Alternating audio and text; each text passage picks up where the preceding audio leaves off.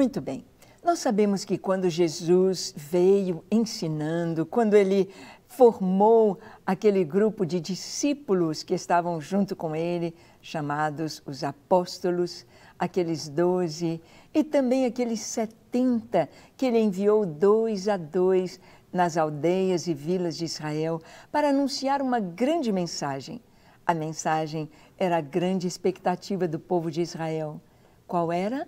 O reino de Deus chegou. O reino de Deus chegou na pessoa do seu rei. Ali estava o Senhor Jesus. Ali estava o Rei dos Reis, o Senhor dos Senhores.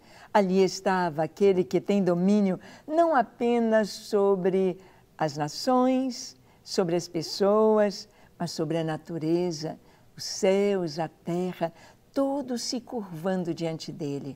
Ali estava Yeshua HaMashiach, o Messias, o Filho de Deus, enviado ao mundo para nos salvar.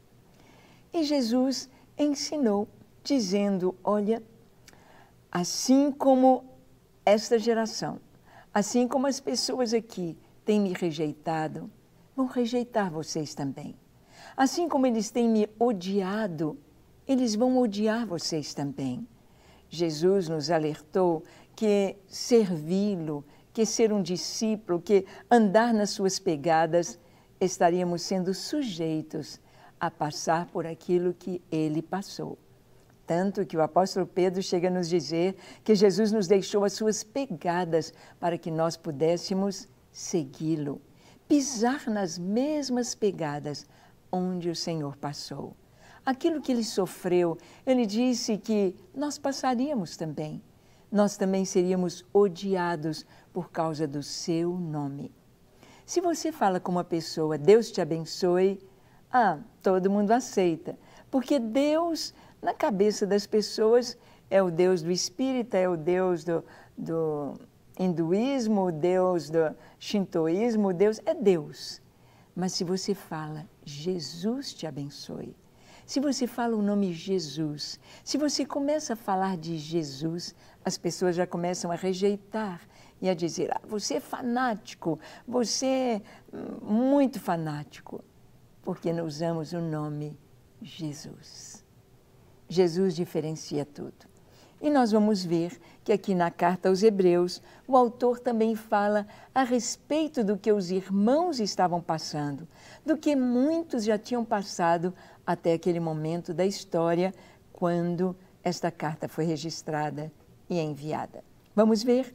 Abra sua Bíblia em Hebreus capítulo 10. Vamos ler do verso 32 ao 34. Diz assim: Lembrai-vos, porém, dos dias anteriores, em que, depois de iluminados, sustentastes grande luta e sofrimentos, ora expostos como em espetáculo, tanto de opróbrio quanto de tribulações. Ora, tornando-vos coparticipantes com aqueles que desse modo foram tratados. Porque não somente vos compadecestes dos encarcerados, como também aceitastes com alegria o espólio dos vossos bens, tendo ciência de possuirdes vós mesmos patrimônio superior e durável. Que texto maravilhoso! Olha o que está dizendo a palavra.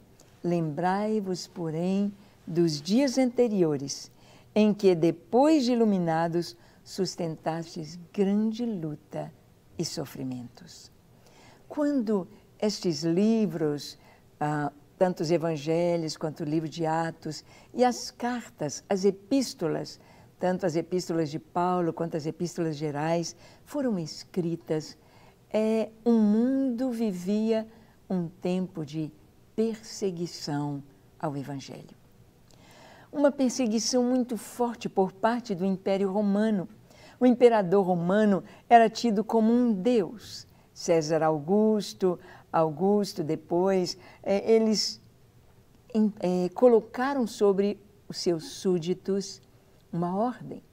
Eles se colocaram como deuses para serem adorados. Isto vem acontecendo ao longo de muitos sistemas ditatoriais pelo mundo afora na nossa história. E Roma não aceitava que os cristãos não se prostrassem, não adorassem, não oferecessem sacrifícios por César ou reverenciando César como um Deus. Então, a perseguição era muito forte. Não apenas a perseguição de matar, chegar nas casas e decapitar ou enfiar a espada, ou uma morte rápida, mas começaram muitos sistemas de tortura, de sofrimento. E qualquer um cristão que era preso era levado para os calabouços de Roma, os seus bens eram imediatamente expoliados. Isso nós vimos também no Holocausto com Hitler. Hitler sabia que os judeus eram pessoas de bem, eram pessoas ricas, eram pessoas que tinham lojas, joalherias, pessoas que tinham seus bens, donos de banco, tinham dinheiro. Então, ao prender os judeus, ao levá-los para os campos de concentração, os seus bens eram totalmente confiscados. E aqui, nesse período do Império Romano, isso aconteceu com a igreja. Nossos irmãos presos, a sua família ficava sem casa, sem salário, sem como se manter, como viver. Por isso o apóstolo Paulo levanta por onde ele vai recursos, ofertas para cobrir a necessidade dos nossos irmãos por causa desta perseguição. Lembrai-vos que depois que fostes iluminados, depois que a luz entrou na vida de vocês, depois que vocês tiveram conhecimento da liberdade, da salvação, depois que a luz entrou, que vocês conheceram Deus, conheceram seu Filho Jesus e foram cheios pelo Espírito Santo, vocês sustentaram grande luta e muito sofrimento. Quanto sofrimento! Ali naqueles circos de Roma, aquelas feras, aquelas cruzes levantadas, os cristãos sendo queimados vivos, sendo lançados às feras, sendo feitos as maiores atrocidades de sofrimento e de torturas, acusações, calúnias, pelo simples fato de serem cristãos. E aqui o autor diz, ora expostos como em espetáculo. Sim, para todos assistirem, aplaudirem, mas o que aconteceu? Aqueles cristãos ali, eles se abraçavam, eles oravam, eles cantavam, eles não revidavam com lamúrias, eles não jogavam impropérios, eles não xingavam, eles não jogavam maldições sobre aquelas pessoas que aplaudiam sua morte, ou sobre o imperador e aqueles nobres que olhavam com desdém e com ira e com ódio. Eles oravam, eles perdoavam, como Jesus fez.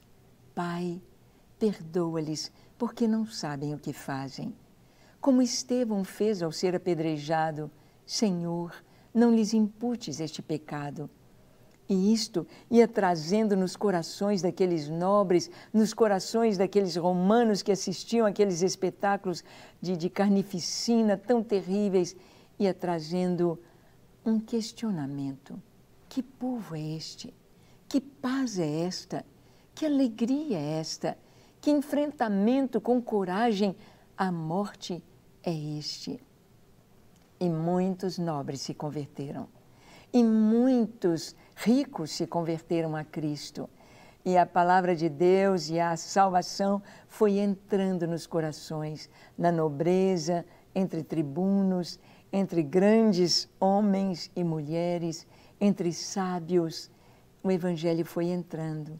Cristo foi mudando os corações. Tanto de opróbrio como de tribulações, as leis, o que faziam para apertar os cristãos era opressor.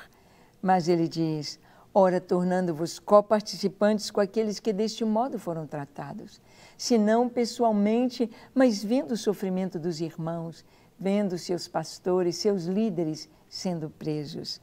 Mas ele diz, vocês não somente compadeceram dos que estavam presos, mas também aceitaram o espólio de seus bens, sabendo que tinha uma riqueza, algo durável e eterno nos céus.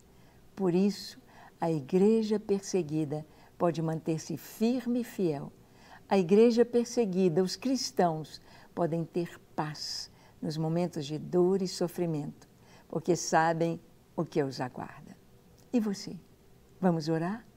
Feche seus olhos, curve sua fronte. Se for possível, se ajoelhe aí onde você está e ore comigo dizendo: Senhor, eis-me aqui em Tua presença.